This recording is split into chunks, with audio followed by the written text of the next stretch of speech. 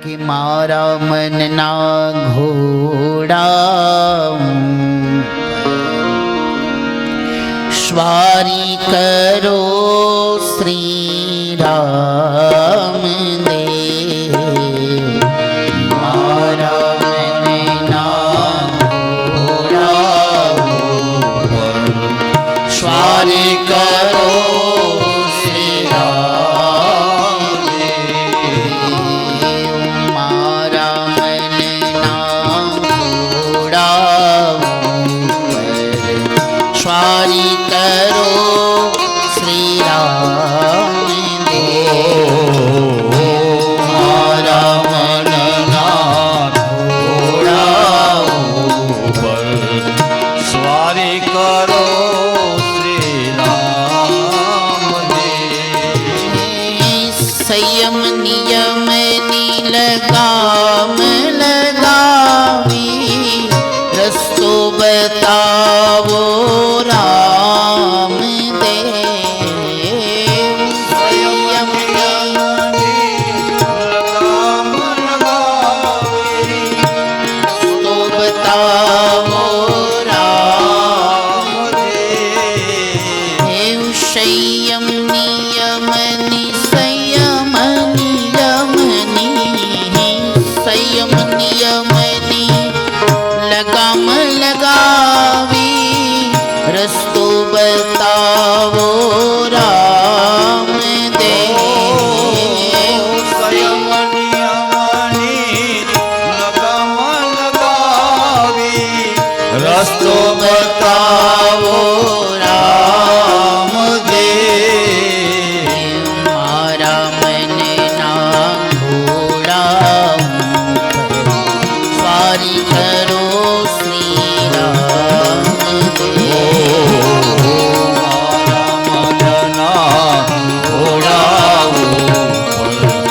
स्वारी करो श्री राम देव। मारा मन ना घोड़ा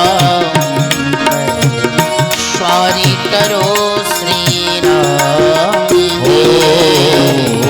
मारा मन ना घोड़ा स्वारी करो श्री राम देव। संयम नी लगाम लगावी रस्तो बताओ राम देव। संयम नियमनी लगाम लगावे रस्तो बताओ श्री राम देव।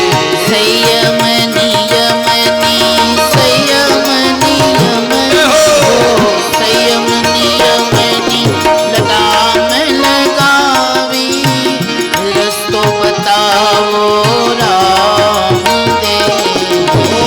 संयम नियमनी लगाम लगावे रस्तो बताओ श्री राम देव। मारा मन ना घोड़ा स्वारी करो बाबा राम देव। मारा मन ना घोड़ा स्वारी करो बाबा राम देव। स्वारी करो बाबा राम देव। स्वारी करो बाबा राम देव। स्वारी करो बाबा राम देव। स्वारी करो बाबा राम देव। मारा मन ना घोड़ा ऊपर स्वारी करो ने बाबा રામદેવ। વિદ્વાનો કહે છે બાપ આ મન બહુ ચંચળ છે અને ઘોડા જેવું છે। આ ઘોડા જેવા મનને જો વાળવું હોય અને એને લગામ એને બાંધવું હોય તો એને લગામ આપવી પડે। અને આ મનરૂપી ઘોડાની લગામ શું છે તો કે સંયમ અને નિયમ। યાદ રાખજો જીવનમાં કમસે કમ મારા બાપુ એમ કે જીવનમાં કમસે કમ એક નિયમ તો હોવો જોઈએ ને હોવો જ જોઈએ। બધાના જીવનમાં એક નિયમ તો બધાએ રાખવો, કારણ કે આ નિયમ છે ને ખીલાનું કામ કરે, અને જેમ ખીલાની હારે ઢોર બંધાયેલું રહે ને એમ આ નિયમ જે જીવનનો છે એ નિયમ છે ને મનને બાંધવાનું કામ કરે છે. એટલે એક નિયમ તો જીવનમાં હોવો જોઈએ. પછી તમને જે અનુકૂળ આવે એ નિયમ રાખો. પરીક્ષા થશે પણ નિયમ ગમે એ રાખો. એક નિયમ રાખી શકાય, સવારમાં ઉઠીશ ને એટલે હું પેલા મારા માતા પિતાને પ્રણામ કરીશ. એટલે બહેનોએ માવતર ન જવું પ્રણામ કરવા રોજ, હા, પણ હાહુ હાહરાઈ એના માવતર જ કહેવાય. હા, એક વખત કથામાં મેં બહુ કીધું, મેં તો માતા પિતાની સેવા કરજો, માતા પિતાની સેવા કરજો. કથા પૂરી થઈ ગઈ. બીજે દિવસે હું કથામાં જે આવતો હતો, એક માળી બિચારા મને હામાં મળ્યા. મારા હામું જોઈને આમ જય શ્રી કૃષ્ણ જરાક આમ ભાઈરે બોલ્યા. મેં તો કેમ માળી, આમ મારા પ્રત્યે કાંઈ દુઃખ થયું? મને કે હવે કથા નહીં સંભળાય. મેં તો કેમ નહીં સંભળાય? ઉંમર છે કથા સાંભળવાની, તમારે ચિંતા નથી, દીકરા બહુ ઘરે. મને કે એ જ વાંધો મહારાજ, તમે કાલ બહુ બોલ્યા કે મા બાપની સેવા કરો, મા બાપની. મેં તો સારું બોલ્યો ને, એમાં ક્યાં ખરાબ બોલ્યો? મને કે હું સારું બોલ્યા. મેડા મારા ઉપર એનો ક્રોધ થયેલો. મને કે હું કપાળ સારું બોલ્યા. મેં તો કેમ હું વાંધો આવ્યો? મને કે કાલ તમે બહુ બોલ્યા, એમાં હું એકલી સાંભળવા નહોતી આવી, મારી વહુએ સાંભળવા આવી હતી. અને હવાના પોરમાં ઠેલો ભર્યો. મેં પણ એમાં શું વાંધો? મને કે હવાના પોરમાં ઠેલો ભરીને પેલી બસ જે આવી ને એટલે એણે કીધું, બા હું છે ને ઘરે જઈ આવું અને ઘરે જઈને મારા મા બાપની સેવા કરી આવું. લે એ કે કાલ મહારાજ બહુ કહેતા ને મા બાપની સેવા કરો, સેવા કરો. એટલે એણે ઠેલો ભરીને તો માવતર ગઈ, એને એમ થયું કે હું મારા મા બાપની સેવા કરી આવું. પણ યાદ રાખજો, કંકુવર્ણા હાથ બાપના ઘરના આંગણે થાપા મારીને તમે નીકળી જાઓ ને, પછી એ ઘર તમારું નથી. તમે જે ઘરમાં તમારા પોખણા થાય ને એ ઘર તમારું છે મેરે ભાઈ. એનો અર્થ એવો નથી કે આ ઘરના મા બાપ તમારા મા બાપ નથી, છે જ. પણ પછી પહેલા મા બાપ તમારા સાસુ ને સસરા છે. પછી આપણા જેને જન્મ આપ્યો છે એ માં પછી બીજા ક્રમે જતી રહે. દીકરીઓ માટે યાદ રાખજો, સાસુ સસરા તમારા માવતર છે, અને એને એ જ સાચા માવતર છે. એની મન વચન કર્મથી સેવા કરી લેજો, અને એની સેવા કરશો તો જગતમાં બધું સુલભ થશે. આ જગતમાં માતા પિતાની જેણે સેવા કરીને જગતમાં ભગવાન પણ એની રાહ જોઈ છે. મહારાષ્ટ્રમાં પંઢરીનાથમાં જુઓ, જ્યાં ભગવાન પંઢરીનાથ બિરાજે છે. પંઢરપુર કોઈ જાત્રામાં ગયા હોય ને ખબર પડે કે પંઢરપુર કોઈ જાત્રામાં ગયું હોય અને ત્યાં મારો પંઢરીનાથ ઊભો છે, અને કેવી રીતે ઊભો છે તો કે મારો પંઢરીનાથ આમ કમર આમ વાંકી કરીને ઊભો છે. ભગવાન નારાયણ, ભગવાન કૃષ્ણ સ્વયં પંઢરીનાથ આમ ત્રાસી આમ કમર ઉપર હાથ રાખીને ઊભા છે મેરે ભાઈ. ભગવાનની રાહ જોઈ, કારણ કે એનો ભક્ત હતો, મા બાપની સેવામાં હતો, અને મા બાપની સેવા કરતો હતો ભક્ત. એ સમયે વિદ્વાનો કહે ભગવાન એ મા બાપની સેવા કરે ને એવા ભક્ત ઉપર ભગવાનને બહુ પ્રેમ. એટલે મારો ઠાકોરી ભગતને મળવા આવ્યો, આને જ્યાં ભગવાન મળવા આવ્યા, ભગવાનને આંગણા ઉપર જોયા એટલે ભગત રાજી થયા. દૂરથી ભગવાનને પ્રણામ કર્યા, ભગવાને ઈશારો કર્યો આવ. એટલે એને ભગવાનને કીધું, ભગવાન હમણાં માતા પિતાની સેવામાં છું, જ્યાં સુધી આ સેવામાં પૂરી નહીં થાય ને ત્યાં સુધી હું નહીં આવી શકું, માફ કરજો, થોડી વાર રાહ જોવો, હમણાં આવ્યો. પણ મા બાપની સેવામાં એને બહુ સમય લાગ્યો, બહુ વાર લાગી. અને જ્યાં બહુ સમય ને બહુ વાર લાગી એટલે ભગવાન રાહ જોતા હતા. એટલે ભગવાને વળી પાછો ઈશારો કર્યો. વળી ભગતે કીધું, ભગવાન ઉભા રહ્યો, તમને થાક લાગ્યો હશે. બાજુમાં કે ઈંટ પડી હતી, આ ઈંટ એને ભગવાન તરફ આમ ઘા કરીને કીધું, ભગવાન આના થોડીક વાર બેસો, ભગવાન હમણાં. તોય ભગવાન રાહ જોવે છે, કારણ કે ભગત માતા પિતાની સેવામાં હતો. ભગવાન ઈંટ ઉપર ઊભા રહ્યા, અને ઈંટ ઉપર ઊભા ભગતની રાહ જોતા જોતા ભગવાન થાક્યા. ભગવાન આમ સરાક ત્રાસા થયા, અને ભગવાને આમ કમર ઉપર હાથ મૂક્યો છે. આજે પણ પંઢરીપુરમાં ભગવાન પંઢરીપુરનો નાથ એ રીતે બિરાજે. ભગવાન વિઠ્ઠલનાથ આજે પણ આમ ત્રાસી મુદ્રામાં ભગવાનની ભગતની હજી રાહ જોવી, આવ્યો કે કેમ આવ્યો, કે કેમ આવ્યો, કે કેમ. આજે પણ એની રાહ જોવે છે, અને એનું સુંદર તત્વ દર્શન શાસ્ત્રકારોએ પ્રગટ કર્યું છે. વિદ્વાનો કહે છે સુંદર મધુર મહિમા, અને આ મધુર મહિમાનું દર્શન એ રીતે ઋષિઓએ બતાવ્યું છે. તો મા બાપની સેવા કરજો. મનને સ્થિર કરવામાં એક નિયમ જીવનમાં રાખજો. હવારના પોરમાં પછી તમને જે ઠીક લાગે ભગવાનનું નામ લેવાનો નિયમ રાખો. કોઈ પણ નિયમ તમે એક નિયમ તો જીવનમાં રાખજો ને રાખજો. પછી ભલે તમાકુ ખાવાનો નિયમ રાખો તોય છૂટશે. હવારમાં ઉઠીને પહેલા તમાકુ જ ખાવી એ નિયમે રાખજો. એ તમારા મનને બાંધવાનું કામ કરશે. હવાના પોરમાં તમને તમાકુ તો યાદ કરાવશે. આવું જો કે મારે કહેવાય નહીં, પણ તમે સમજી શકો કે નિયમ કેવા રખાય, એટલું તમે સમજો ને. મેરે ભાઈ બહેન, અમુક ઓલા આપણે શીકી ડીકી રમતા હોય ને પછી એમાં અમુક ઓલો હું પાડે ઓલા પાડે ઓલું હું કે કોઈને રમતા નથી આવડતું. હુકમ પાડે હુકમ. અને હુકમની દૂડી હોય ને તોય કામ સારું એકા જેવું. સામે એકો હોય પણ તમારું હુકમની દૂડી હોય ને તો એ દૂડી જીતે, એકાનું કાંઈ ન આવે. લ્યો બોલો. એટલે આપણને ખબર પડે કે આપણને હુકમ કેવા પાડવા. જે જાજુ વસ્તુ આપણી પાસે ને એનો હુકમ પડાય. એ હુકમ હાલે ને ચોકડી રમતા છે આમાં ઘણાની ખબર છે. અને હુકમના પાનાની એવી તાકાત હોય એનો હુકમ હાલે. એટલે એનો હુકમ કહેવાય. પણ કહેવાનો અર્થ છે કોઈ પણ એક નિયમ એક ખીલાનું કામ આપે. અને જેમ આપણે આપણા ઢોરને ખીલા સાથે બાંધીએ અને ખીલા સાથે બંધાયેલું ઢોર હોય ને એને રેઢિયાળ ન કહેવાય. ખીલાથી છૂટ્યું હોય ને પછી એનું નક્કી નહીં, એને રેઢિયાળ કહેવાય. એટલે કોઈ એક નિયમથી આપણા મનને આપણે બાંધીને રાખવું મેરે ભાઈ. અને નિયમ એવો રાખીએ કે જેથી આપણું ભજન થાય. સવારમાં ઉઠીને બીજું કાંઈ ન કરીએ, એક નિયમ રાખીએ કે સવારમાં ઉઠીને હું મારા ઠાકરને યાદ કરીશ, મારા દ્વારિકાના નાથને યાદ કરીશ. અમારો થાપલિયા પરિવાર નિયમ રાખે કે સવારમાં ઉઠશું ને અમે અમારા ભીમસિંહ બાપાને સૌથી પહેલાં યાદ કરશું કે હે બાપ અમારા ઉપર આવીને આવી કૃપા રાખજે. અમારી કુળદેવીને યાદ કરશું, હે ચામુંડ, હે મા જગદંબા, હે આદ્ય શક્તિ અમારા ઉપર અવિનવી કૃપા રાખજે. તારા બાલુડાની કાંઈ ભૂલ થઈ હોય તો એ માફ કરીને અમારા ઉપર તારી અમી દ્રષ્ટિ રાખજે. આવો નિયમ લઈએ. અને બીજો નિયમ લઈએ હવાના પોરમાં કે હવારમાં પોરમાં ઉઠીને કોકના માટે સારું વિચારશું. ખાલી સારો વિચાર કરીએ ને કોકના માટે એ બહુ મોટું ધર્મનું કામ છે. કાંઈ કરીએ નહીં તો કાંઈ નહીં, પણ સારો વિચાર કરીએ ને એ બહુ મોટી વાત છે.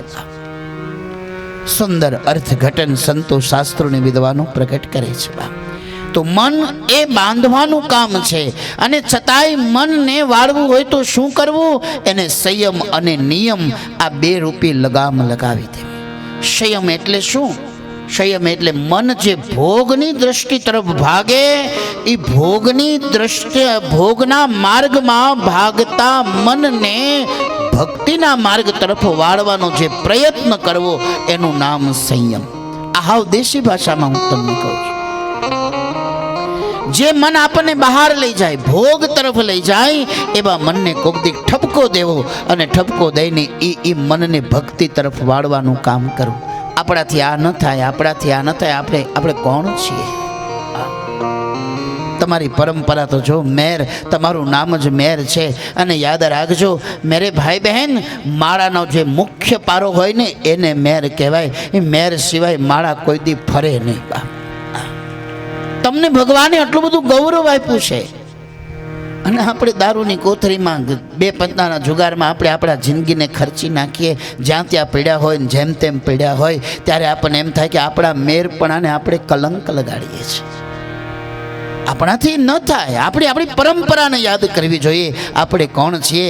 આપણે તો માળાનો મુખ્ય મણકો છીએ બાપ. અને આ મણકા વિના એ માળાના મેર સિવાય કોઈ દી માળા પૂરી થતી નથી બાપ. તમને મારા ઠાકોરે કેવડી બધી કક્ષા આપી છે. માળાનો મુખ્ય મેર બના, મેરું કહેવાય ને. મેર, આ કદાચ મેરુ ઉપરથી શબ્દ આવ્યો હશે ને. મેરુ એટલે મનડા ડગે નહીં પાનમાં. મેરુ એટલે કદાચ પર્વત. એવી અડગતા તમને આપી છે, તમે ધારો એ કરી શકો બાપ. મેરનો દીકરો જે સંકલ્પ કરે ને, મારો ઠાકોર એના સંકલ્પને સિદ્ધ કરી દે. પણ તમારો સંકલ્પ જગતના કલ્યાણનો હોય, એવી તાકાત ભગવાને તમને આપી છે. એટલે મેર સમાજ અમને ધંધુસર આખાને મારા ઉપર બહુ પ્રેમ છે. અને અમને પણ ધંધુસર ઉપર ખૂબ લગાવ છે બાપ. મેં તમને પહેલા દિવસે કીધું કે જેમ દીકરી માવતર જાય ને રાજી થાય ને, એમ અમે અહીંયા આવીએ તો અમે રાજી થાય. અમને એમ થાય કે અમે અમારા માવતર આવ્યા છે. આવો પ્રેમ તમે અમને આપ્યો છે. મને કાયમ એક આદર આપ્યો છે, કાયમ એક સ્નેહ આપ્યો છે, અમે બહુ રાજી થાય છે બાપ. અને એટલે અમને એમ થાય કે તમને અમારા ઉપર જો આટલો બધો પ્રેમ હોય તો અમારે દીવાદાંડી બનીને તમને દિશા આપવી જોઈએ. આ અમારું કર્મ છે, કારણ કે અમે તમારો રોટલો ખાઈએ છીએ. અને જેનો રોટલો ખાય ને એનું કલ્યાણ કરવું એ બ્રાહ્મણ અને સાધુનો ધર્મ છે બાપ. એટલા માટે અમે તમારા ઘરમાં તાંબડી લઈને આવીએ છીએ. તમારું અન્ન ખાઈને અમે અમારી ભક્તિ તમને અર્પણ કરીએ છીએ બાપ. તમારા પાપને બાળવાનું કામ કરીએ છીએ. એટલે તમારી ત્યાં મુઠ્ઠી ધાન માંગવા આવીએ છીએ. બાકી ભગવાન દેવાવાળો નથી, દુબળો ને ભગવાન નથી ભિખારી. તમારી મુઠ્ઠી ધાન અમે એટલા માટે માંગીએ છીએ બાપ કે તમારી મુઠ્ઠી ધાન અમારા ઉદરમાં જાય અને અમારા હૃદયમાંથી જે ગાયત્રીના જપ થયા હોય એનું પુણ્ય જેનો અન્ન ખાય ને એને પ્રાપ્ત થાય. એટલે એનું તત્વદર્શન શાસ્ત્રકારોએ બતાવ્યું છે. તો મનને સ્થિર કરવાનું માધ્યમ મનને મારવાની વાત નથી, પણ મનને વાળવાની વાત છે. અને મન વળે કેમ તો કે સંયમ અને નિયમની લગામ લગાવીએ. પછી ગમે એવો તાકાતવર ઘોડો કેમ ના હોય, અશ્વ કેમ ના હોય, પણ મેરે ભાઈ બહેન જેને જ્યાં લગામ લગાવી દઈએ ને, લગામ લગાવી દઈએ એટલે એને સ્થિર થવું જ પડે. એની મર્યાદામાં એને આવવું જ પડે. તો સંયમ અને નિયમની આ મર્યાદાનું મધુર દર્શન આપણી સામે પ્રગટ કર્યું છે. વિદ્વાનો બતાવે છે મનને સ્થિર કરવાનું માધ્યમ બતાવ્યું. અને મન બહુ ચંચળ છે, બહુ ભાગ્યા કરે. કેવું ભાગ્યા કરે. એક પાવલાની બીડી આવે, આઠાનાની બીડી આવે, રૂપિયાની બીડી આવતી હશે કદાચ, હવે તો મોંઘું બહુ થઈ ગયું. એ આઠાનાની બીડી, પાવલાની બીડી આપણા ખિસ્સામાં પડી હોય ને, એ 1.5 કલાક, અડધો કલાક, પોણો કલાક જ્યાં થાય ને, એટલે ઓલી પાવલાની જે ખિસ્સામાં બીડી પડી હોય ને, એ બીડી આપણને લાગે, ઊભા કરે. એ કે હું બળીને રાખ થઈ જાઉં તો મંજૂર છે, પણ તને નહીં હક લેવાતો. આપણે એને લાચાર થઈ જાય બા. અદ્ભુત તત્વદર્શન સંતો શાસ્ત્રોને વિદ્વાનું કહે છે બા. તો મેર સમાજ ઉપર ભગવાનની બહુ મેર છે. અને ધંધુહર ઉપર આમને આમ મારો ઠાકર કાયમ મેર રાખે બાપ. અમે બ્રાહ્મણો એવા તમને આશીર્વાદ આપીએ છીએ. ભગવાન આવી ને આવી તમારા ઉપર મેર રાખે. ખૂબ તમે બધા મહેનતુ છો અને આખા ગામમાં ખૂબ બધાનો ભાવ છે મેરી ભાઈ. મને એવું લાગે ધંધુહર હું આમ જોઉં ને તો એક શેરીમાં 2-3 ક્યાંય માતાજીનું મંદિર, ક્યાંક રામાપીરનું મંદિર, ક્યાંક ઓલું મંદિર, ક્યાંક હું કહું ધંધુહર જેટલા મંદિરો ક્યાંય બીજા ગામમાં નહીં હોય. વિચાર તો કરો. અમારા બાપુ બેઠા છે, મારે માતૃમાનું કેવું મજાનું સુંદર મજાનું સ્વરૂપ. આમ એમ થાય કે માના નયણમાં આંખમાં આંખ પોરોવીને એનું દર્શન કર્યા જ કરીએ, એનું દર્શન કર્યા જ કરીએ. સુંદર અર્થ ઘટન સંતો શાસ્ત્રોને વિદ્વાનો બતાવે. તો મનને વાળવાનું કામ કરીએ. અને મન તોય ન વળે તો મનનો માલિક કોને બનાવીએ? તો કે ઘોડે હોય ને, ઘોડો ગમે એવો હોય પણ એના અસવારની કાબૂમાં આવી જાય. એમ આપણા મનને જો ભાગવાની ઈચ્છા થાય તો આપણા મનરૂપી ઘોડાને અસવાર કોને બનાવશું? તો કે આપણે આપણા ઈષ્ટને આપણા મનરૂપી ઘોડાનો અસવાર બનાવી દઈએ. અને મનરૂપી ઘોડાનો અસવાર જેથી એની આપણા જેમ જીવન રથની દોરી આપણે હરિના હાથમાં હોપી દઈએ ને પછી આપણું મન કોઈ દી અવળા રસ્તે ભાગશે જ નહીં મેરે ભાઈ. અને એટલે મારે બાપુએ કીધું મારા મનના ઘોડા પર સવારી કરો ને બાબા. મહાભારતનું યુદ્ધ થયું કૌરવ અને પાંડવોની વચ્ચે. કૌરવો કેટલા હતા? તો કે 100. અને એની હારે કર્ણ પણ હતા. બધી જ સૈન્ય પણ એની સાથે હતું. અને પાંડવો ગણ્યા ગાંઠા કેટલા હતા? 5 જ હતા. પાંડવો 5 જ હતા. અને એની સાથે છઠ્ઠા કૃષ્ણ હતા. પણ કૃષ્ણએ નિયમ રાખ્યો હતો કે હું તમારી હારે તો રહીશ, પણ કેવી રીતે? તો કે નિહત્થા કૃષ્ણ હતા. કૃષ્ણએ સંકલ્પ કર્યો હતો કે હું હથિયાર નહીં ઉપાડું. યુદ્ધમાં રહીશ ખરા પણ હથિયાર નહીં ઉપાડું. આમ જ્યાં ના પાડી હથિયાર નહીં ઉપાડવું, એટલે હથિયારનો ત્યાગ કરીને કૃષ્ણ નિહત્થા હતા. અને નિહત્થો માણસ યુદ્ધ મેદાનમાં બીજું તો શું કામ આપે? પણ છતાંય પાંડવોએ કૃષ્ણને પસંદ કર્યા છે. અને વિજય કોનો થયો? તો તો કે 100 કૌરવો હતા, વિરાટ સૈન્ય હતું, અનેક ગુરુપદ, એવું બૌદ્ધિ તત્વ બધું જ એમની સાથે હતું, અને છતાંય કૌરવોનો પરાજય થયો હતો અને પાંડવોનો વિજય થયો હતો. અમારા એક વિદ્વાને બહુ સુંદર મજાની વાત કરી. કૌરવોનો પરાજય થયો અને પાંડવોનો વિજય એટલા માટે થયો કારણ કે કૌરવોએ પોતાના જીવનની દોરી પોતાના હાથમાં રાખી હતી અને અમારા પાંડવોએ પોતાના જીવન રથની દોરી કૃષ્ણના હાથમાં સોંપી દીધી હતી. જે જીવ પોતાના જીવનની દોરી પ્રભુના હાથમાં સોંપી દે, મેરે ભાઈ બહેન, અમારા વિદ્વાનો કહે છે કે જીવન રથની દોરી જે હરિના હાથમાં સોંપી દે અને હરિના હાથમાં જે દોરી સોંપી દે ને એનો હંમેશા વિજય વિજય અને વિજય જ હોય, એનો હંમેશા જયકાર જ હોય. સુંદર મજાનું દર્શન બતાવ્યું, તો મનને વાળવાનું માધ્યમ બતાવ્યું અને એનાથી એક હેલો રસ્તો તમને બતાવું. બહેનોને ખબર હોય, ઉનાળામાં પછી હમણાં વૈશાખ આવશે ને, વાયરા ઉપડે ને પછી ફળિયાની જે ધૂળ હોય ને ઓસરીમાં આવે. વાયરા ઉપડે પછી ફળિયાની ધૂળ ઓસરીમાં આવે એટલે બહેનો શું કરે તો કે ઓલા વાસણ ઉટકે ને પછી એનું જે ડોળું પાણી હોય, કપડાં ધોવે એનું ડોળું પાણી હોય, એ ડોળું પાણી જે હોય ને એ બધું જ પાણી ફળિયામાં છાંટી દે અને ફળિયામાં પાણી છાંટી દે. પછી ભલે ને વાયરા ઉડે પણ કોઈ દી પછી ધૂળ ન ઉડે. પાણી છાંટી દઈએ ને પછી ધૂળ ઉડતી બંધ થઈ જાય.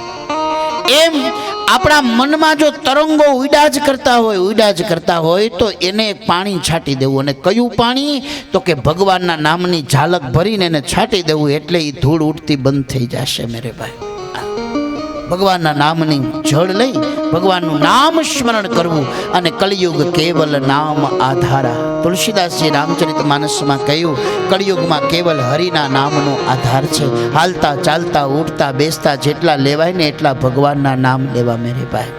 અને ભગવાનના નામની ઝાલક જ્યાં મારી દેશું ને પછી મન એની મેળે ઉડતું બંધ થઈ જશે. જેમ પાણી છાંટી દઈએ ને ધૂળ ઉડતી બંધ થઈ જાય, એમ વિદ્વાનો કહે છે હરિનામની ઝાલક મારી દેશો તો મન પણ ઉડતું બંધ થઈ જશે. સુંદર મજાનું દર્શન બતાવ્યું. સુખદેવજી પરીક્ષિતની સાથે કથા ગાઈ રહ્યા. અનકથાનું વર્ણન કરતા સુખદેવજી પરીક્ષિતને કહે, પરીક્ષિત, અરે ભાઈ સાંભળ તો ખરા, તું પ્રશ્ન પૂછવા લાગ્યો, હું તને જવાબે આપવા લાગ્યો, પણ ભગવાનનું મંગલાચરણ તો ભૂલાઈ ગયું. કથાનો ક્રમ છે, પહેલા મંગલાચરણ આવે પછી કથા શરૂ થાય. જેમ અમે અહીંયા પેલા શ્લોક બોલીને મંગલાચરણ કરીએ ને પછી કથા શરૂ થાય, એમ મંગલાચરણ થાય પછી કથા શરૂ થાય. પણ સુખદેવજી મહારાજ પરીક્ષિતજીની વચ્ચે સંવાદ શરૂ થઈ ગયો. અને કેવી રીતે થયો તો કે પેલા સંવાદ શરૂ થઈ ગયો, હવે સુખદેવજીને યાદ આવ્યું કે મંગલાચરણ તો બાકી છે. એટલે એને પરીક્ષિતને કીધું, પરીક્ષિત, હમણાં પ્રશ્ન ન પૂછીશ, થોડી વાર માટે ખમ, હું પહેલા મંગલાચરણ કરી લઉં. ભાગવતનું બીજું મંગલાચરણ, મધ્ય મંગલાચરણ ભગવાન વ્યાસપુત્ર સુખદેવજી કરી રહ્યા છે. શ્રીયઃ પતિરયજ્ઞપતિ પ્રજાપતિ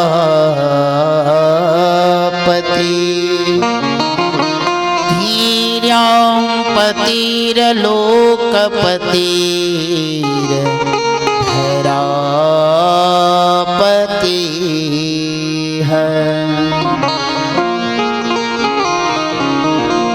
પતિર્ગતિશ્ચયંધક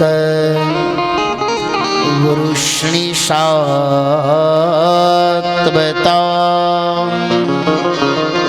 પ્રસિદ્ધતા મે ભગવાન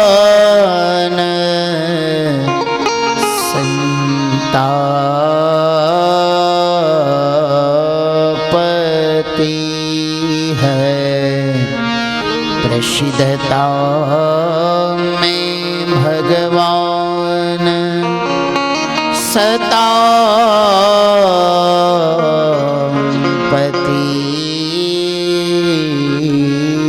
है. સુખદેવજી ભાગવતના બીજું મંગલાચરણ ભગવાનનું કરે.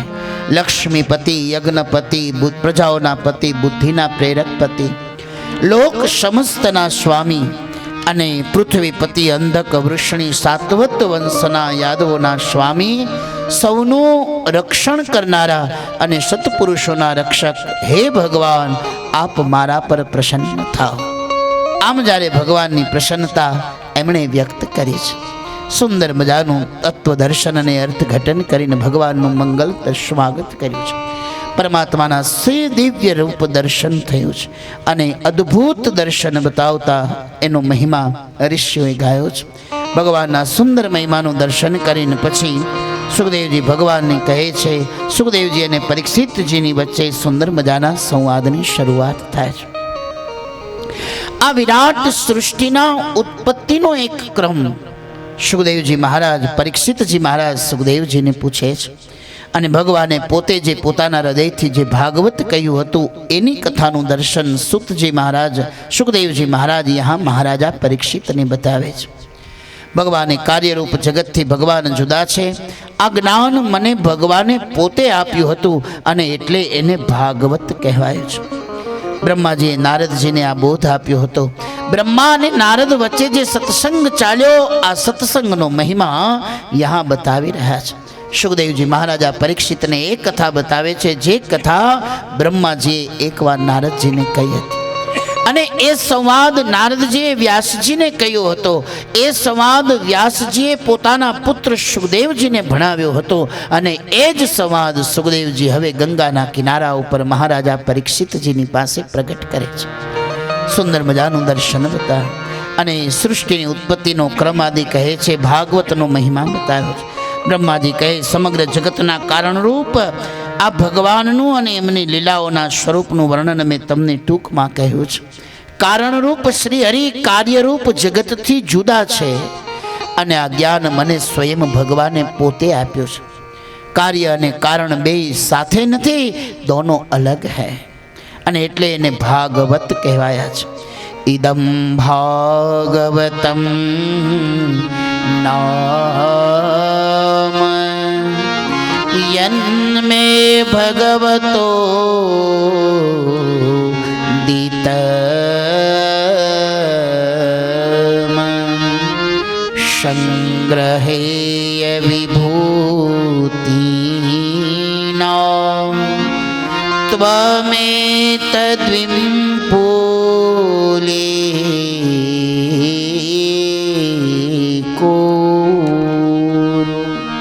હે નારદ, ભગવાનની વિભૂતિઓનું વર્ણન બ્રહ્માજી નારદજીને બતાવી રહ્યા છે.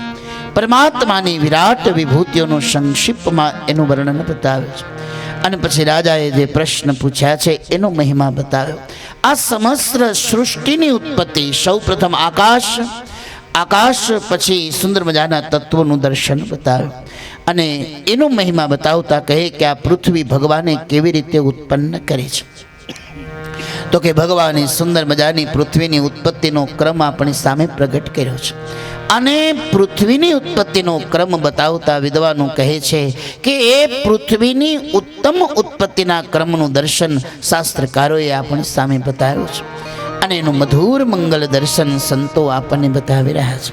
વિદ્વાનો કહે છે કે સૌથી પહેલા ભગવાન શેષ શૈયામાં હતા પણ અકર્તાના રૂપમાં હતા.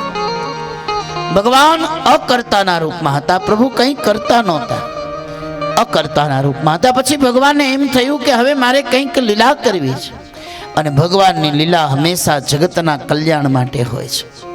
અકર્તામાંથી પછી કર્તાપણુંને ધારણ કર્યું. જગતની લીલા કરવાનો મહિમા એને હૃદયમાંથી પ્રગટ કર્યો છે. એટલે ભગવાને જ્યાં જગતની ઉત્પત્તિનો વિચાર કર્યો અને જ્યાં જગતની ઉત્પત્તિનો વિચાર કર્યો એટલે એની હૃદયમાંથી એક સંકલ્પ પ્રગટ થયો. ભગવાને જેવો સંકલ્પ કર્યો અને સંકલ્પ કર્યો એટલે તરત જ એના સ્વરૂપમાંથી ભગવાને પોતાની યોગ માયાને અલગ કરી. પોતાથી અલગ થયેલી યોગ માયાનો આશ્રય કરી અને પછી ભગવાને જગતના સૃષ્ટિના સર્જનના ક્રમની શરૂઆત કરી છે. સૌથી પહેલા ભગવાને જ્યાં જગતની ઉત્પત્તિનો નિર્ણય કર્યો એટલે ભગવાનની નાભીમાંથી એક કમળ પ્રગટ થયું અને કમળમાંથી બ્રહ્માજી પ્રગટ થયા. પણ જ્યારે બ્રહ્માજી પ્રગટ થયા અને બ્રહ્માજી પ્રગટ થયા ચારે બાજુ નજર કરી અને જ્યાં નજર કરી તો બ્રહ્માજીને માત્ર જળ અને જળ જ દેખાય, બીજું કાંઈ દેખાતું નથી. કારણ કે ત્યારે બીજું કશું હતું નહીં, જળ અને જળ જ હતું. વિદ્વાનો કહે છે જળ જોયું, બ્રહ્માજી વિચાર કરે મારે શું કરું, હું કોણ છું એની પણ બ્રહ્માજીને ખબર નહોતી. એટલે બ્રહ્માજી વિચાર કરે શું કરું એટલે એને જળ પાસેથી એક શબ્દ ગ્રહણ કર્યો. પાણી જ્યારે પણ બોલે ત્યારે બોલે ટપ ટપ ટપ ટપ. પણ આ ટપ ટપ શબ્દનો અર્થ બ્રહ્માજીએ પોતાની પ્રકૃતિને અનુરૂપ કર્યો. કારણ કે ઘટના ગમે એવી બને પણ એનું અર્થઘટન વ્યક્તિ હંમેશા પોતાની પ્રકૃતિ જેવી હોય ને એવું જ કરે.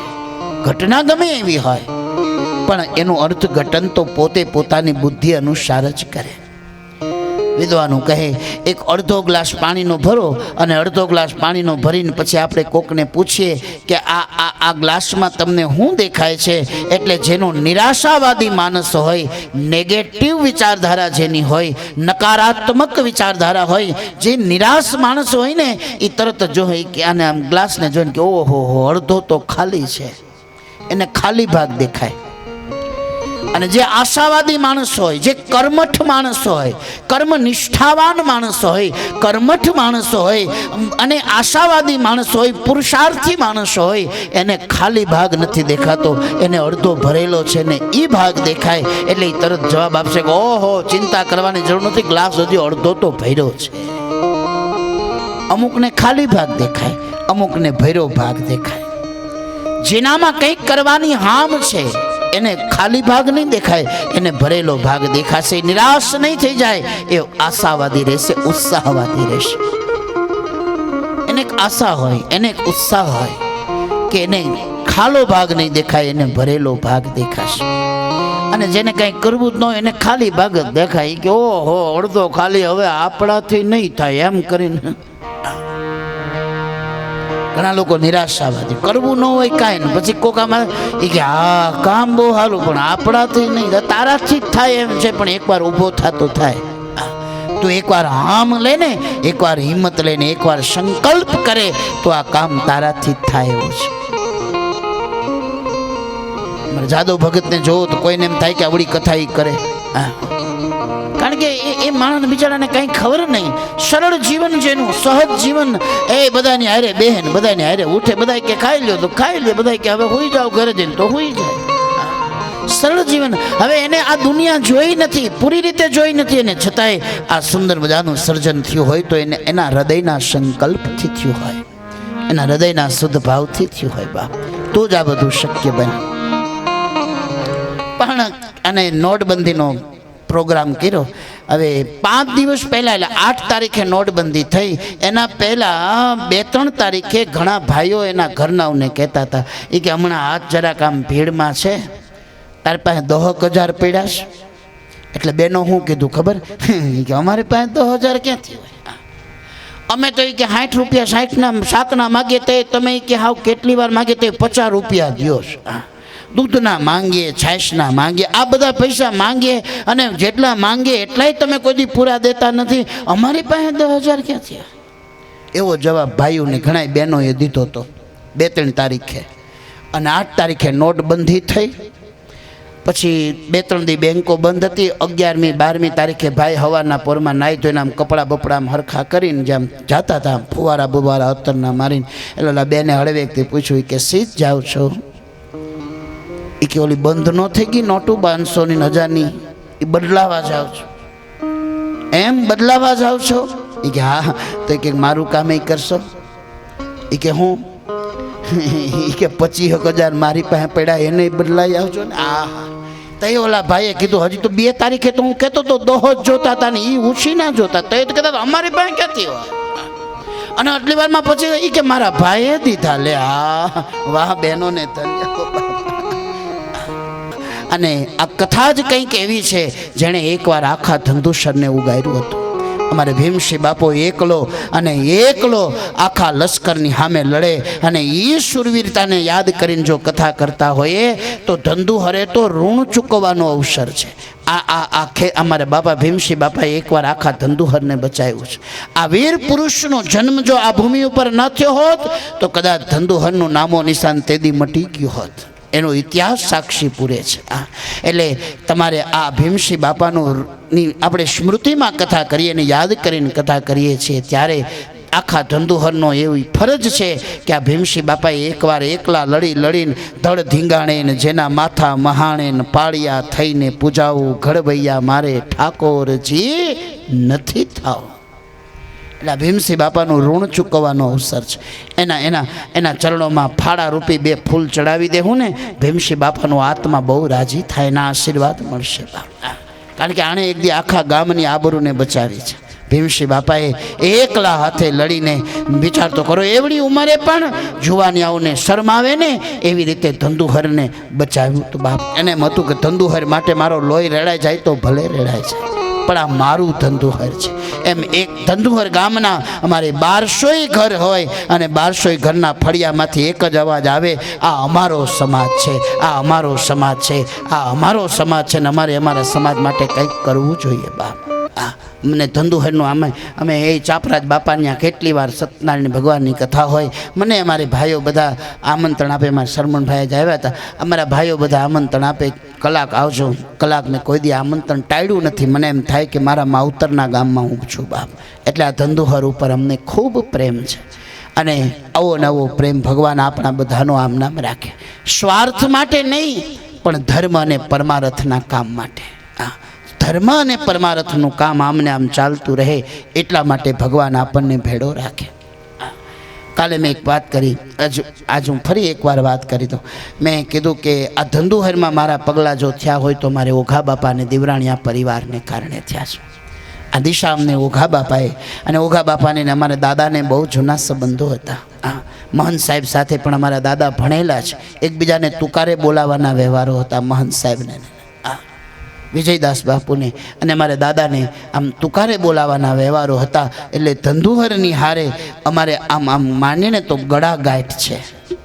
અમારી તો આ બીજી પેઢી છે, પણ અમારી આગલી પેઢીએ ધંધુહરનો બહુ રોટલો ખાધો છે. અને અમારા વડવાઓ અમને કહેતા હતા કે ધંધુહરનો રોટલો ખાધો છે ભાઈ, જેથી ટાઈમ મળે ને તેથી એનું ઋણ ચૂકવજે હો. આવું અમારા વડીલો અમને કહીને ગયા છે. એટલે અમને ધંધુહર બહુ વાલું લાગે છે, કારણ કે તમારો રોટલો અમે ખાધો, અમારી પેઢીઓએ તમારો રોટલો ખાધો છે, એટલે એનો અમને બહુ આનંદ છે બાપ.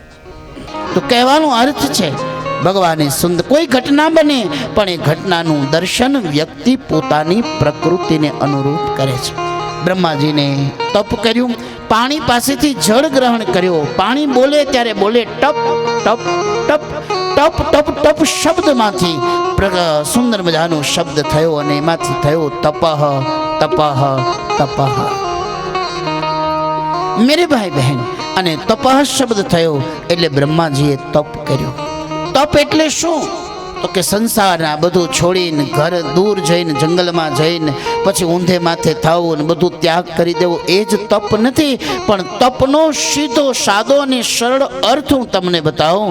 તપ એટલે આપણી જે 5 કર્મેન્દ્રિયો, 5 જ્ઞાનેન્દ્રિયો અને 11મું મન, આ 11 જ્યાં આમ જગતની સામે જાય છે એટલે ભોગના માર્ગે જાય, એને ભક્તિના અને ધર્મ અને કર્મના માર્ગે વાળવાનું જે કામ છે, એને ધર્મ અને કર્મના માર્ગે વાળવું, એનું નામ તપ. ભોગમાં જે મન ભાગે એને ભક્તિના માર્ગે વાળવું, એનું નામ છે તપ. સુંદર અર્થઘટન સંતોએ આપણી સામે પ્રગટ કર્યું છે. અમારે કાળાભાઈની સાથે અમારે જગદીશભાઈ ફળદુ અમારા શાહપુરના છે, એ પણ મારા ઉપર એમને ખૂબ લાગણી, અને મને એને પ્લોટ આપ્યો હતો ને એમ કીધું મનોજ બાપુને લેવો છે ને, એ જે કિંમત આપે એ મને મંજૂર છે. બોલો, આવી દાતારી. હા, અને એને મને એમ કીધું હતું, આખા ગામમાં આ એક માણસ એવો નીકળો કે એણે એમ કહી દીધું કે મનોજભાઈ જે આપે ને એ મારે લઈ લેવું છે. અને છેલ્લે જે રકમ મેં નક્કી કરી હતી, એ રકમ નક્કી કર્યા પછી જે અમે રજીસ્ટર કરવા ગયા ને તોય એણે મને પૂછ્યું, મને કે હજી આમાં તમને કાંઈ થતું હોય તો હજી રાખી લેજો હો. વાહ, ધન્યવાદ છે બાપ. બ્રાહ્મણો પ્રત્યે આટલો જેના હૃદયમાં, મારા પ્રત્યે એમના હૃદયની આવી લાગણી હતી બાપ. ધન્ય હો. અને સુંદર મજાનું તત્વ દર્શન સંતો બતાવી રહ્યા છે. તો તપ એ ભગવાન બ્રહ્માજીએ તપ કર્યું. તપના બળ પ્રતાપથી એક શુદ્ધ સાત્વિક પવિત્ર વિચાર આવ્યો, અને પવિત્ર વિચાર આવ્યો, અને પવિત્ર વિચાર આવ્યો એટલે બ્રહ્માજીને એમ થયું, મારે જો મારું મૂળ જાણવું હોય તો જ્યાંથી હું પ્રગટ થયો ત્યાં મારે પ્રવેશ કરવો જોઈએ. એટલે કમળનાળમાં પાછા ફર્યા, અને જ્યાં કમળનાળમાં પાછા ફર્યા એટલે એને શંખ ચક્ર અને પદ્મધારી એવા ભગવાન નારાયણના દર્શન થયા. શંખ ચક્ર અને પદ્મધારી ભગવાન નારાયણનું દર્શન થયું. અને જ્યાં નારાયણનું દર્શન થયું એટલે બ્રહ્માજી બે હાથ જોડી ભગવાનને પ્રણામ કરે. શાંતાકારમ ભુજગશયનમ પદ્મનાભમ સુરેશમ વિશ્વાધારમ ગગનસદૃશમ મેઘવર્ણમ શુભાંગમ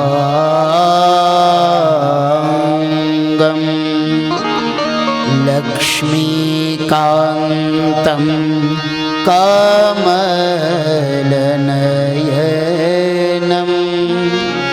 યોગભીર્ધ્યાનગમ્યમ વંદે વિષ્ણુ ભવભયહરણમ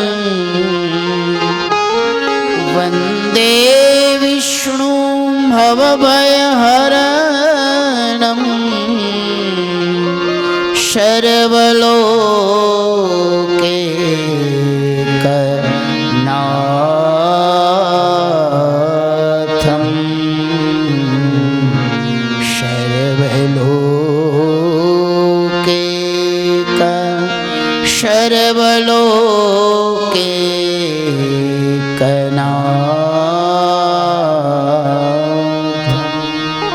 ભગવાન શંખ ચક્ર પદ્મધારી નારાયણનું દર્શન કર્યું. બ્રહ્માજીએ પ્રણામ કર્યા. પ્રભુને પૂછ્યું, હે ભગવાન, આપના સ્વરૂપનું જ્ઞાન મને કહો. અને સૌથી પહેલા 4 શ્લોકના માધ્યમથી બ્રહ્માજીને ભગવાન પોતાના સ્વરૂપનું જ્ઞાન આપે છે. અને પોતાના સ્વરૂપનું જ્યાં જ્ઞાન આપે છે, વિદ્વાનો કહે છે એ ચતુશ્લોકી ભાગવત એ જગતનું પહેલું ભાગવત છે. ચતુશ્લોકી ભાગવતના માધ્યમથી પ્રથમ જ્ઞાનનો મહિમા બતાવ્યો છે.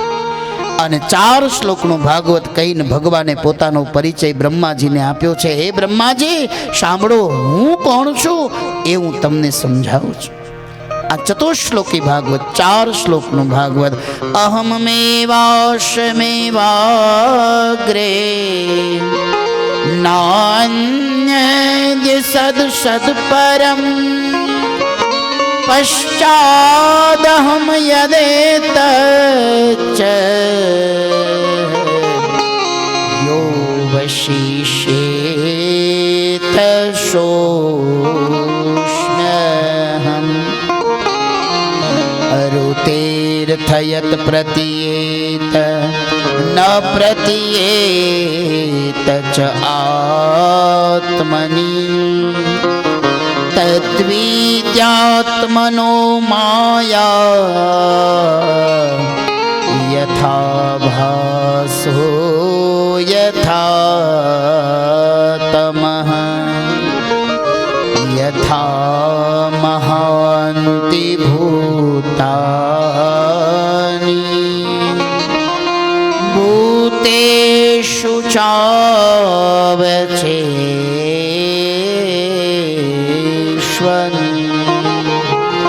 પ્રવિષ્ટાન્ય પ્રવિષ્ટાની તથા તેષુ ન તેષ્વહમ એતાવદેવ જિજ્ઞાસ્યમ તત્વજિજ્ઞાસુનાત્મનઃ અન્વય વ્યતિરેકાભ્યામ યસ્યાદ સર્વત્ર સર્વદા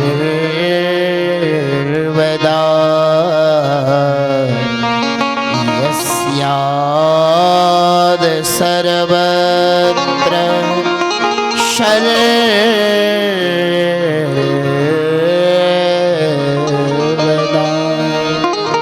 બ્રહ્માજીની સામે ભગવાન પોતાના સ્વરૂપનું જ્ઞાન આપે. અને ભાગવત એટલે શું? તો કે ભગવાનના સ્વરૂપનું જ્ઞાન એટલે ભાગવત.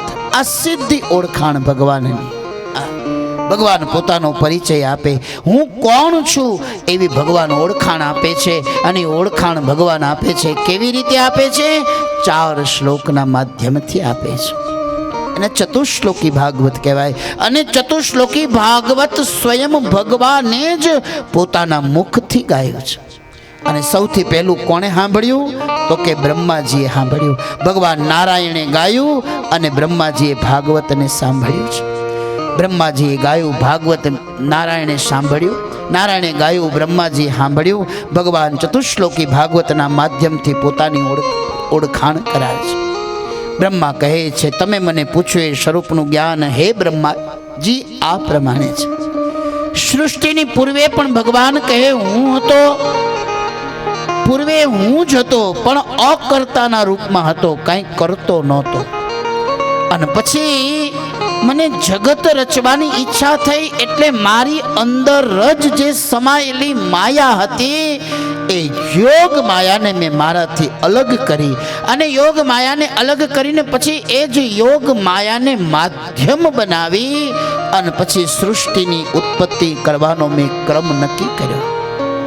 અને જ્યાં પૃથ્વી ઉત્પત્તિનો નિર્ણય કર્યો, અને નિર્ણય કર્યો એટલે જે મારા આશ્રય જે યોગ માયા હતી એ યોગ માયાને મેં મારાથી છાયારૂપ પ્રગટ કરી અને પછી છાયારૂપ ઉત્પન્ન કરેલી યોગ માયાનો આશ્રય કરી અને પછી મેં કથાનો એ રીતે આ સૃષ્ટિ રચનાનો પ્રારંભ કર્યો.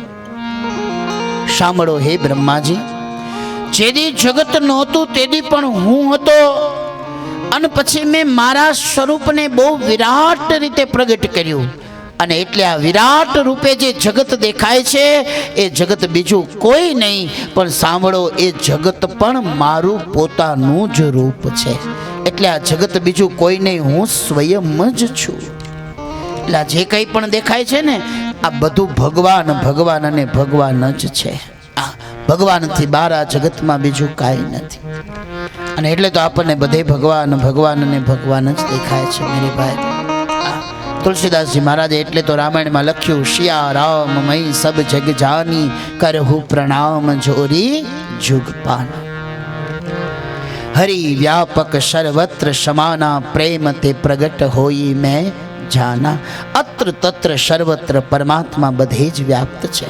પણ આ અત્ર તત્ર સર્વત્ર વ્યાપ્ત પરમાત્મા કહે કે ભગવાન કહે પછી મેં મારા વિરાટ સ્વરૂપને જગતની સામે પ્રગટ, જગતના રૂપમાં પ્રગટ કર્યું. અને પછી જ્યારે મને એમની ઈચ્છા થાય કે હવે મારે આ મારી લીલાને પાછી ખેંચી લેવી છે, એટલે હું જગતને વળી પાછું મારામાં સમાવી લઉં છું. અન ભગવાન કહે કે પછી હું રહું છું, જગત રહેતું નથી. જ્યારે મહાપ્રલય થાય, અને જ્યારે મહાપ્રલય થાય, જગતનો નાશ થાય, બ્રહ્મ રહે છે અને જગત વળી પાછું બ્રહ્મમાં ભળી જાય છે. જેમ હોનાનો ઘાટ મળે, જેથી કાંઈ નહોતું તેથી ખાલી હોનું હતું, પછી હોનાને ઘાટ મળે. હોનાને ઘાટ મળવો એટલે એમાંથી હાર થાય, હાંસળી થાય, આ થાય, બધું થાય. એ ઘાટ છે એ જગત છે. અને આ જગતરૂપી ઘાટને ભગવાન કે વળી પાછું ઓગાળી નાખું, વળી મહાપ્રલય થાય અને એ જગતના ઘાટને વળી પાછો મારામાં સમાવી લઉં, એટલે પાછું હોનું થઈ જાય કે નહીં? આ હોનાને ઓગાળી નાખીએ પછી હાર નો રે, હાંસળી ના રે, થોડિયા ના રે, કંઈ ના રે, વળી પાછું હોનું થઈ જાય. એમ જગતમાં વ્યાપ્ત પરમાત્મા કહે છે વળી જગતને મારામાં સમાવી દઉં છું. પણ અત્ર તત્ર સર્વત્ર જે જગત દેખાય છે એ બધું જ મારું સ્વરૂપ છે. એ હું જ છું આવું ભગવાન કહે છે. એ હું જ છું આવું પ્રભુ બોલ્યા છે. અને એનો મહિમા ભગવાને પ્રગટ કર્યો છે. રાજાના કારણે અભયપદ મોક્ષને ઈચ્છનારા આ બધું હું જ છું. આત્માનું સાત્વિક સ્વરૂપ બતાવ્યું. હું જ નિત્ય છું, જગત નથી તેથી પણ હું છું. જગત દેખાય છે એ પણ મારું રૂપ છે. અને જેથી જગત નથી રહેતું છતાં પણ જે રહે છે એનું નામ છે ભગવાન, એનું નામ છે પરમાત્મા. અને આ જગતમાં એ જ સત્ય છે, બાકી બીજું બધું અસત્ય છે. જે હર હંમેશ હોય એને સત્ય કહેવાય, જે આજ હોય ને કાલ ન હોય એને સત્ય ન કહેવાય. અને જે સત્ય હોય એને જ સનાતન કહેવાય. આપણે કહીએ ને સનાતન ધર્મ કી જય. સનાતનનો અર્થ પણ એવો જ થાય જેનો કોઈ આદિ પણ નથી, જેનો કોઈ અંત પણ નથી, જે હર હંમેશ છે. એનું નામ સનાતન. જે કાયમી હોય ને એને સનાતન કહેવાય. જે આજ હોય ને કાલ ન હોય એને સનાતન ન કહેવાય. સનાતનનો આવો સુંદર મજાનો અર્થ પ્રગટ કર્યો છે. ભગવાને પોતાના રૂપનું પ્રમાણ બતાવ્યું. જગત દેખાય, જગત નથી તેથી પણ ભગવાન છે. જગત જે દ્રશ્યમાન છે એ પણ ભગવાન જ છે. અને જેથી જગત નથી રહેતું છતાં પણ જે રહે એનું નામ છે ભગવાન. અત્ર તત્ર સર્વત્ર બધે જ આ જગત દેખાય છે બધે ભગવાન જ છે. એટલે તો અમારી બહેનો ગાય ને, આંખ મારી ઉઘડે ત્યાં સીતારામ દેખું, ધન્ય મારું જીવન કૃપા એની લેખું. બધે જ રામ રામ રામ રામ રામ છે. પણ દેખાય કોને? તો કે જેના ઉપર ગુરુની કૃપા થાય ને જેના આત્મરૂપી જ્ઞાનરૂપી ચક્ષુ જેના ઉગડે એને પછી જગત નથી દેખાતું, એને બધે જગતનો નાથ દેખાય છે. હિરણ્યકશિપુએ લોખંડના થાંભલાને તપાવ્યો અને પછી નાનકડા પ્રહલાદને 5 વર્ષના પોતાના પુત્રને લોખંડના થાંભલાની સામે ઊભો રાખ્યો. અને પછી પ્રહલાદને હિરણ્યકશિપુ પૂછતો તો આ પ્રસંગ આપણે સાંજે જોઈશું. આજ 6 વાગે થાંભલો ફાળવાનો છે. આજ દૃષ્ટિ પ્રાગટ્ય થશે. કાલ સવારે 11 વાગે વામન જન્મ થશે. કાલ બપોરે 12 વાગે રામ જન્મ થશે. અને કાલ સાંજે 5:30 વાગે કૃષ્ણ જન્મને નંદોત્સવ આપણે અહીંયા મનાવશું. મેરે ભાઈ હનીમાં બિરાજે છે વાવમાં.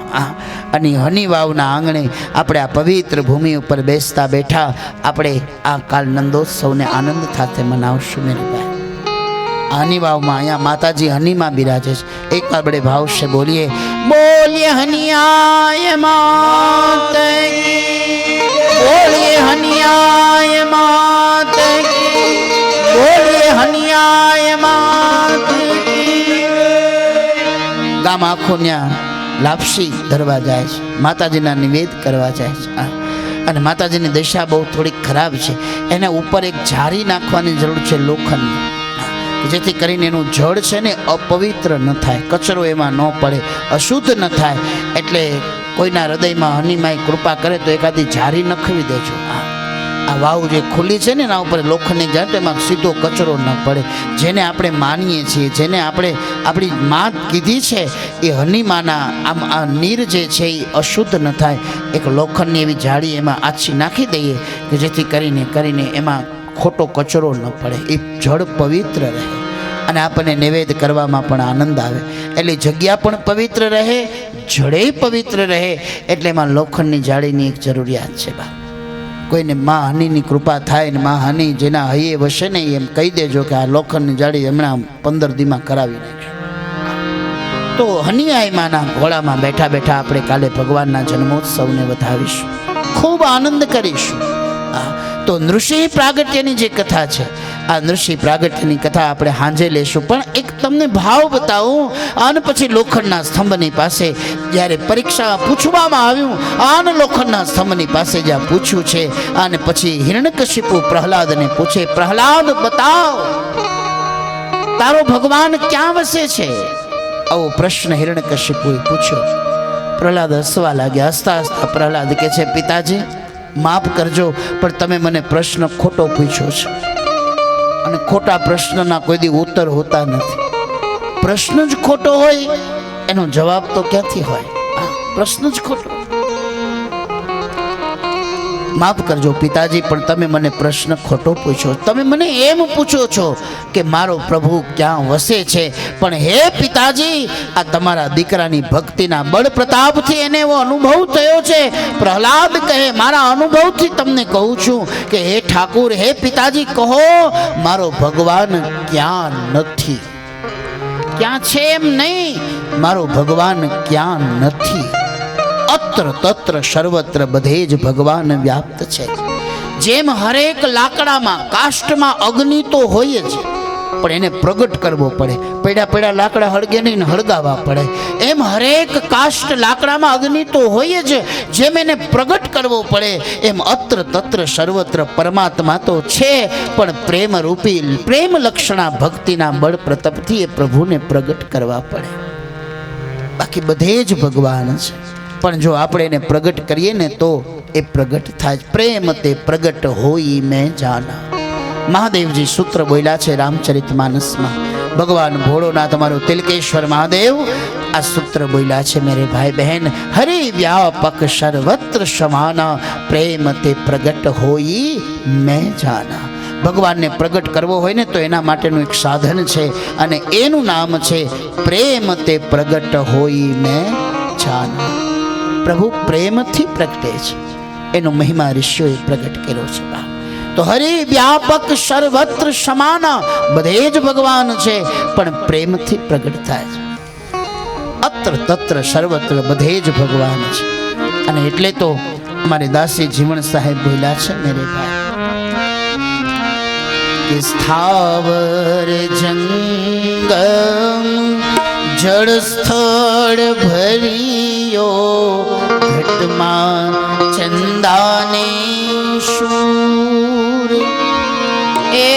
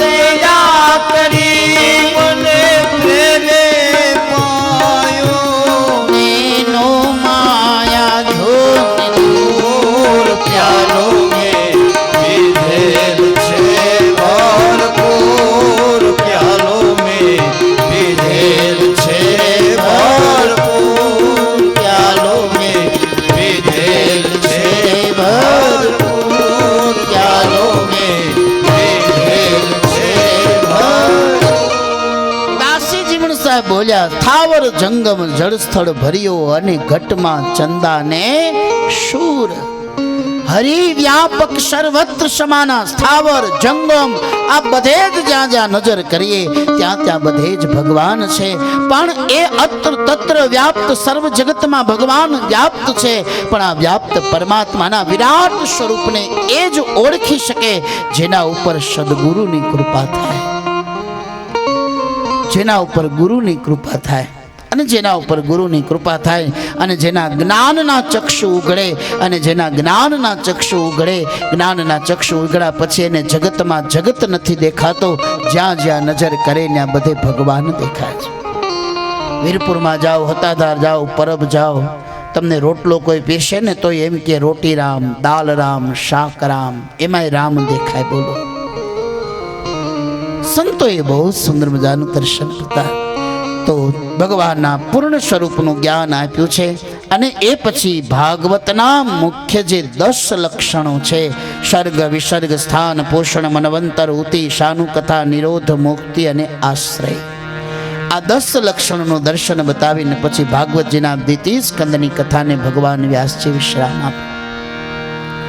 ભગવાન ભાગવતનું બીજું પુષ્પ ભગવાનના શ્રી ચરણોમાં અર્પણ કરીએ. 3ય સ્કંદની કથાનો પ્રારંભ થાય. સુખદેવજી રાજા પરીક્ષિતજીને વિદુરજીની કથાનું પૂછે છે. સુંદર મજાનું દર્શન પૂછે છે અને કહે છે કે મેં એવું સાંભળ્યું છે કે મહાભારતનું યુદ્ધ જ્યારે થયું ત્યારે વિદુરજી હસ્તિનાપુરમાં નહોતા. તો વિદુરજી કઈ બાજુ હતા એનું દર્શન બતાવતા કીધું કે જેદી મહાભારતનું યુદ્ધ થયું તેદી વિદુરજી હસ્તિનાપુરમાં નહોતા, એની પાછળનું કારણ છે કે એક વખત જુગટું રમતા પાંડવો બધું હારી ગયા. એ પછી શરતને અનુસાર પાંડવોએ 12 વર્ષનો ગુપ્તવાસ, 13મું વર્ષ 12 વર્ષનો વનવાસ અને 13મું વર્ષનો ગુપ્તવાસ ભોગવ્યો. અને એ સમયે લાક્ષાગૃહમાં બાળવાના પણ નિંદ્ય પ્રયાસો કૌરવોએ કરી જોયા છે, પણ પાંડવોનો વાળ વાંકો ન થઈ શકે. એવા સમયે પાંડવો પોતાના શરતની મર્યાદાને પૂરી કરીને પછી પાછા આવ્યા. 12 વર્ષનો વનવાસ, 13મું વર્ષ ગુપ્તવાસ આદિ બધું પૂર્ણ કરીને પાછા ફર્યા. આનજા પાંડવો પાછા ફર્યા પછી મહારાજા ધૃતરાષ્ટ્રની પાસે ગયા. ધૃતરાષ્ટ્રની પાસે જઈ અને પાંડવોએ પોતાનો અધિકાર માંગ્યો છે. હવે તો અમને અમારો ભાગ આપી દો. તમારી શરત અનુસાર અમે જે કંઈ પણ અમારું કર્મ હતું એ અમે પૂરું કરીને આવ્યા છીએ. પણ ધૃતરાષ્ટ્ર સ્વાર્થાંધ છે. યાદ રાખજો, શાસ્ત્રમાં વર્ણન છે કે ધૃતરાષ્ટ્ર આંખથી અંધ હતા. અમારા વિદ્વાનો એમ કહે છે કે ધૃતરાષ્ટ્ર આંખથી અંધ તો હશે જ, પણ આંખથી અંધ હોય કે ન હોય, પણ એનું ચરિત્ર જોતા એવું લાગે છે કે ધૃતરાષ્ટ્ર સ્વાર્થાંધ તો હતા ને હતા જ. એને પોતાના દીકરાઓ ઉપર એટલો બધો મોહ હતો કે પોતાના સંતાનોના સુખ સિવાય એને બીજું કાંઈ દેખાતું જ નહોતું. અને એટલે ધૃતરાષ્ટ્ર નીતિ ચૂકી ગયા, ધૃતરાષ્ટ્ર ધર્મ ચૂકી ગયા. અને ધર્મ અને નીતિ ચૂકેલા ધૃતરાષ્ટ્રે પાંડવોને એમ કીધું કે હે પાંડવો, હું તમને તમારા ભાગની તસુવાર જમીન આપવા પણ રાજી નથી. આ રાજ સત્તા ઉપર તમારો કોઈ અધિકાર નથી. આ રાજ સત્તા ઉપર ધૃતરાષ્ટ્ર અને એના કૌરવોનો અધિકાર છે. હે પાંડવો, તમારો કોઈ અધિકાર નથી. પાંડવોને એનો ભાગ આપવાની ના પાડે છે. અને છેલ્લે મહારાજા ધૃતરાષ્ટ્રે તો ત્યાં સુધી કહ્યું, એક સોયના નાકા જેટલી જમીન આપવા પણ હું રાજી નથી. પાંડવો નિરાશ થયા. આ વાતની ખબર કૃષ્ણને પડી અને એટલે ભગવાન કૃષ્ણને એમ થયું કે હું એકવાર જાઉં અને એકવાર જઈ અને ધૃતરાષ્ટ્રને સમજાવી જાઉં અને ધૃતરાષ્ટ્રને સમજાવીને કહું કે હે ધૃતરાષ્ટ્ર, આમ પાંડવો જે તમારી પાસે માંગે છે એ ભીખ નથી માંગતા, પણ એનો અધિકાર માંગે છે, આ એનો હક માંગે છે. પણ સ્વાર્થાંધ બનેલા ધૃતરાષ્ટ્ર અને એને આ વાત યોગ્ય લાગતી નથી. ભગવાને નિર્ણય કર્યો એટલે ભગવાન પોતાના પ્રિય સખા જેનું નામ છે ઉદ્ધવજી, ઉદ્ધવજીને લઈ અને ભગવાન હસ્તિનાપુર આવે છે. હસ્તિનાપુરના પાદરમાં આવીને જ્યાં ઉદ્ધવજીનો રથ ઊભો રહ્યો અને ઉદ્ધવજીનો રથ ઊભો રહ્યો, ભગવાન નારાયણનો સોનાની ઘૂઘરીઓનો ઘમકાર કરતો રથ આવીને જ્યાં ઊભો રહ્યો છે, લોકોની બહુ ભીડ જામી. બધાએ ભગવાનના દર્શન કર્યા. દૂરથી વિદુર ઊભા છે અને દૂર ઊભા વિદુર બે હાથ જોડીને ભગવાનને પ્રણામ કરે. પ્રભુને પ્રણામ કરીને કહે છે, હે ભગવાન, આપને મારા પ્રણામ છે.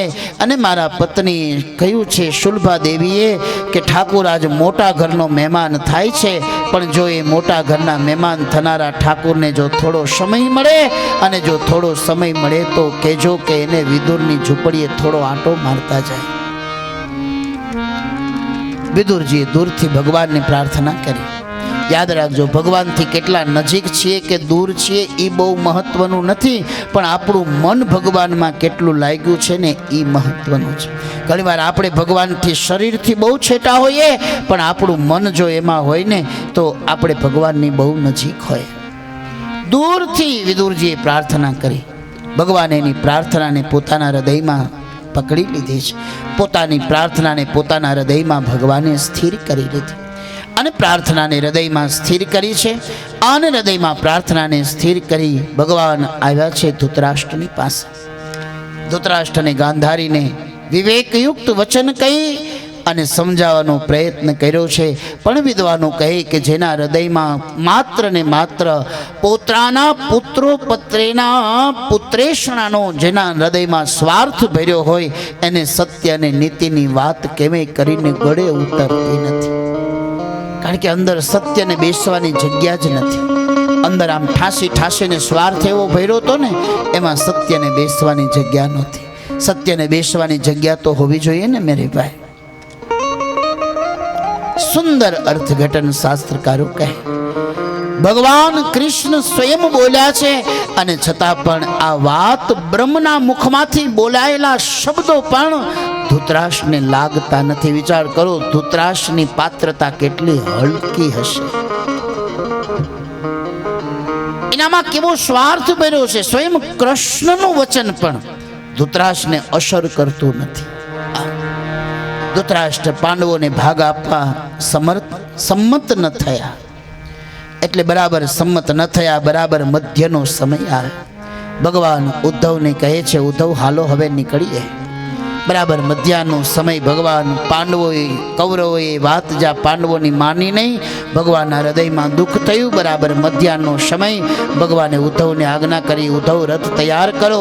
આન ભગવાન જ્યાં નીકળવા જાય છે એટલે દુર્યોધન ભગવાનને વિનંતી કરે.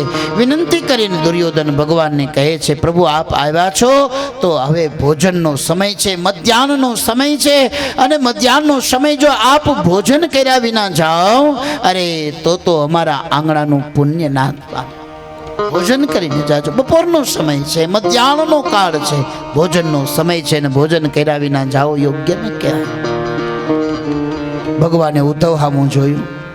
ઉદ્ધવ બિચારા હાવ રાકા, ભૂખ બહુ લાગી હતી. એણે ભગવાનને કીધું, ભગવાન આનો બહુ આગ્રહ છે તો હાલો ને ઝપટ બોલાવી લઈએ, કારણ કે 56 ભોગ ભગવાનના સ્વાગત માટે તૈયાર રાખ્યા છે. પણ ભગવાને ઉદ્ધવ સામે જોયું. ઉદ્ધવ લાચાર હતા, આમ કરમાયેલું અવળું મોઢું થઈ, કારણ કે ભૂખ કોઈને હગી થોડી થાય, એટલે આમ કરમાયેલું મોઢું હતું. ઉદ્ધવ ભગવાનને કે ભગવાન બહુ આગ્રહ છે તો હાલો ને. ભગવાન ઉદ્ધવને ઈશારો કરે, ઉદ્ધવ જમવું નથી. દુર્યોધન ભગવાનને આગ્રહ કરે, પ્રભુ ભોજન કરીને જાજો. મારો ઠાકોર પોતાના ઉદર ઉપર હાથ ફેરવે, અને ઉદર ઉપર હાથ ફેરવતા ભગવાન કહે છે કે આજ હવારે કલેવો બહુ થયો છે ને હે દુર્યોધન, આજ હવારે કલેવો બહુ કર્યો છે એટલે ઉદરમાં ભૂખ નથી. ઉદરમાં ભૂખ નથી? બોલે ના, કલેવો બહુ થઈ ગયો ને એટલે ઉદરમાં ભૂખ નથી. ભગવાન આમ બોલ્યા. ઉદ્ધવે વળી ભગવાન સામે જોયું, અને ભગવાન સામે જોઈને કીધું, ભગવાન હાવ આટલું બધું ખોટું બોલાય? આજ હવારે કલેવો કર્યો છે જ કોણે? કારણ કે અહીંયા આવવાની ઉતાવળ હતી, તમે મને એવી ઉતાવળ કરાવી છે. આજ હવારે નાસ્તો કરવાનું જ રહી ગયું. ભગવાન કલેવો કર્યો છે જ ક્યાં? તમે એમ કહો કે કલેવો કર્યો. ભગવાને વળી ઈશારો કર્યો, ઉદ્ધવ હું જેમ કહું એમ વાતને માનો. અનવિદ્વાનું કહે છે મેરી ભાઈ બહેન, ઉદ્ધવને ભગવાન બરાબર મધ્યાહનનો સમય ઉદર ઉપર હાથ ફેરવતા કહે, દુર્યોધન તારા મેવા હાચા, 56 ભોગ હાચા, પણ પેટમાં જો ભૂખ ના હોય તો 56 ભોગ કામના શું? આપણને એક દી તાવ આવ્યો હોય, મોઢું બગડી ગયું હોય, પછી ભલે ને ભજીયા ભાવતા હોય, કોઈ ગરમા ગરમ સુગંધ દે તોય આપણને મોઢે નો ચડે. આપણને એમ થાય નથી ખાવા. એ કે તમે કાયમ ભજીયા ખાવા? એ કે આજ નથી ખાવા. ઉદરમાં ભૂખ નથી, અને ઉદરમાં ભૂખ નથી તો શું ભોજન ખાવ? બરાબર મધ્યાહનનો અવો આમ તપતો તો મધ્યાહન. આન ભગવાન રથમાં બેઠા. ઉદ્ધવને ભગવાને કીધું, ઉદ્ધવ રથને ચલાવો. ઉદ્ધવ રથને ચલાવ્યો, નગરની બહાર લઈ જાય છે. ઉદ્ધવને ભૂખ બહુ લાગી. ભગવાનને કે ભગવાન હવે બપોરા તો ગમે ત્યાં કરવા જ પડશે. ભગવાન કે થોડી વાર ઠરતા, હું તને નવું સરનામું બતાવું. અને ઉદ્ધવની ભૂખ ખુલી, અને મારા ભગવાને ઉદ્ધવને સરનામું બતાવ્યું. ઉદ્ધવ પૂછે, ભગવાન હવે રથ ક્યાં લઈ જાઉં? એટલે મારો ઠાકોર ઉદ્ધવને રથને બતાવે છે. હે ઉદ્ધવ હાલો, હવે હું તમને બતાવું. જમણી બાજુ લઈ લ્યો ને ડાબી બાજુ લઈ લ્યો ને. ભગવાન મીંડા ઈશારો બતાવવા. અને ઉદ્ધવ રથ હલાવે, અને રથ આવીને ઊભો રહ્યો. કોનું આંગણું છે?